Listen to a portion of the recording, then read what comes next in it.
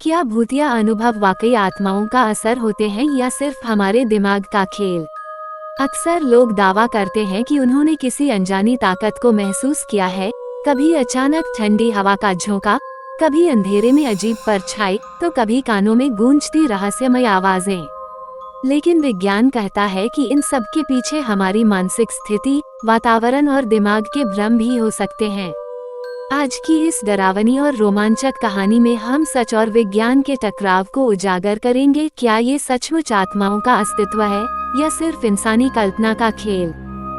कही अनकही बातें, हिंदी हॉरर स्टोरी। रात का समय था, चारों ओर गहरी खामोशी, हवा में हल्की ठंडक और दूर कहीं से आती कुत्तों की भौंक सुनाई दे रही थी।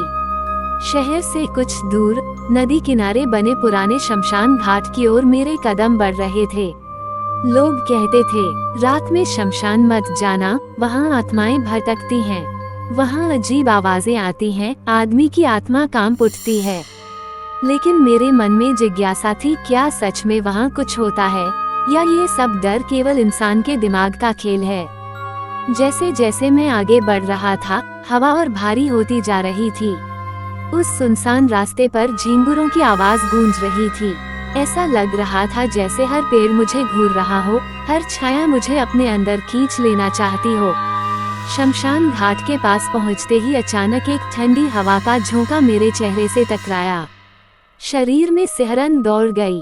सामने वही जगह थी जहां दिन में लोग रोते बिलखते अपनों को विदा करते हैं और रात में केवल राख, धुआं और सन्नाटा बाकी रह जाता है। मैंने गहरी सांस ली और अंदर कदम रखा। शमशान घाट पर अजीब सी गंध फैली हुई थी, लकड़ियों की जली हुई राख, धुएं और नमी की मिली जुली गंध। चारों तरफ बिखरी राख पर चांदनी ऐसे पड़ रही थी जैसे कोई अदृश्य पर्दा जमीन पर बिछा हो। उस सन्नाटे में मुझे अपने दिल की धड़कन साफ सुनाई दे रही थी, धक धक धक। कभी कभी लगता कोई मेरे पीछे चल रहा है। मैंने मुड़कर देखा, लेकिन वहाँ कोई नहीं था, केवल टूटी हुई चिता की लकड़ियाँ और राख का ढेर। मेरे मन में सवाल था, क्या यहाँ रात बिताने से वाकई कोई फायदा है? क्या यहाँ शांति और आत्मज्ञान मिलता है? या फिर जो लोग कहते हैं वो सच है कि रात का शमशान आत्माओं का घर है? मैंने मन ही मन तय किया कि आज मैं यहाँ पूरी रात रहूंगा, चाहे जो हो जाए। एक अजीब सी आवाज मेरे कानों में गूंजी, तुम यहाँ क्यों आए हो? मेरे कदम अचानक रुक गए, सांस तेज हो गई। मैं चारों तरफ देखने लगा। आवाज किसी इंसान की नहीं, बल्कि बहुत भारी और गहरी थी। शमशान के बीचों बीच लगी अधजली चिता से हल्का धुआं उठ रहा था और उसी धुएं में मुझे एक छाया सी हिलती नजर आई। क्या वो सिर्फ मेरा भ्रम था या वाकई वहाँ कोई था? शमशान घाट का सन्नाटा अचानक और भी गहरा हो गया था। हवा एकदम ठंडी, जैसे किसी ने बर्फ की सुइयां मेरे शरीर में चुभो दी हों। मेरे कानों में वही गहरी आवाज अब भी गूंज रही थी, तुम यहाँ क्यों आए हो? मैंने हिम्मत जुटाई और जोर से कहा, कौन है वहाँ? सामने आओ।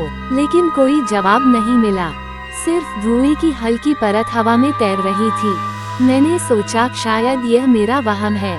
रात का सन्नाटा और डर मिलकर दिमाग से खेल रहे हैं। लेकिन तभी मेरी नजर उस अधजली चिता पर पड़ी। लकड़ियां पूरी तरह बुझ चुकी थीं, फिर भी उस राख के ढेर से हल्की चिंगारी चमकी और उसी राख में से जैसे एक परछाई उठी। वो परछाई धीरे धीरे इंसानी शक्ल लेने लगी। चेहरा धुंधला, आंखें अंगारों की तरह लाल और शरीर से धुएं की लहरें उठती हुईं। मेरे पैरों की जड़ें जैसे जमीन से चिपक गईं। मैं चाहकर भी भाग नहीं पा रहा था।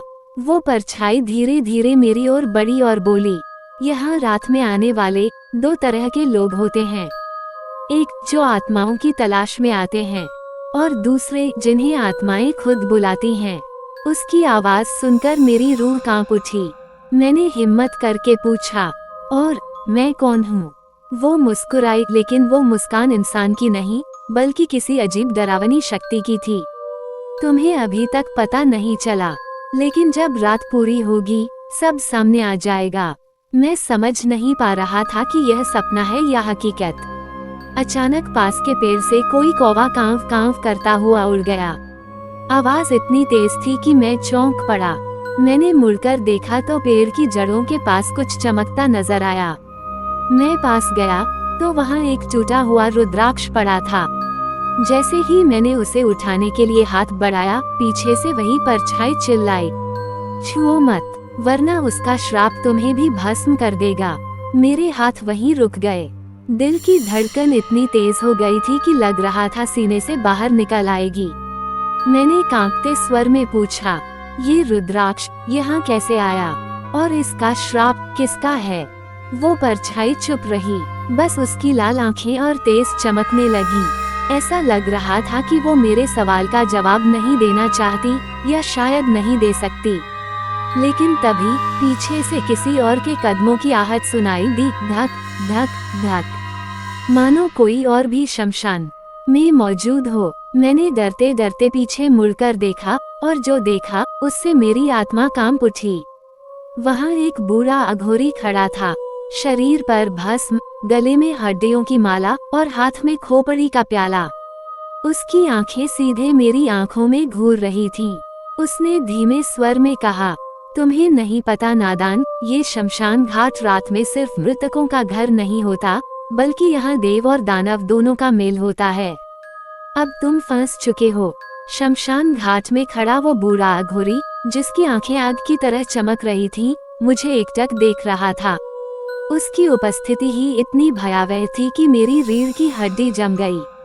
उसने अपने खोपड़ी वाले प्याले को जमीन पर रखा और भारी आवाज में बोला, तुम सोचते हो यहाँ शांति मिलेगी, तुम सोचते हो यहाँ ध्यान कर पाओगे। नादान, शमशान की रात मनुष्य की नहीं, आत्माओं की होती है। मेरे होंठ सूख गए, गले से शब्द निकल ही नहीं रहे थे। मैंने धीरे से पूछा, फिर मुझे यहाँ क्यों बुलाया गया है? अघोरी ने रहस्यमयी मुस्कान दी और बोला, तुम्हें बुलाया नहीं गया, तुम खुद आ गए हो। लेकिन ये संयोग नहीं, ये वही रुद्राक्ष है जिसने तुम्हें यहाँ खींचा है। मैंने कांपते हाथों से उस टूटे हुए रुद्राक्ष की ओर देखा। उसकी सतह पर अजीब सी दरारें थीं, जैसे उसमें किसी की परछाई कैद हो। अघोरी ने मेरी तरफ झुकते हुए कहा, ये रुद्राक्ष श्रापित है। कई साल पहले एक साधु ने इसे यहाँ साधना के लिए रखा था, लेकिन उसकी साधना अधूरी रह गई और उसकी आत्मा इसी रुद्राक्ष में कैद हो गई। तभी से यहाँ आने वाले हर इंसान की परीक्षा होती है। जो डर गया वो यहीं सदा के लिए भटकता है, और जो डटा रहा उसे जीवन का सच्चा रहस्य मिलता है। उसकी बातें सुनकर मेरा सिर घूमने लगा। क्या मैं परीक्षा में खड़ा हूँ? क्या ये आत्मा मुझे निगल लेगी?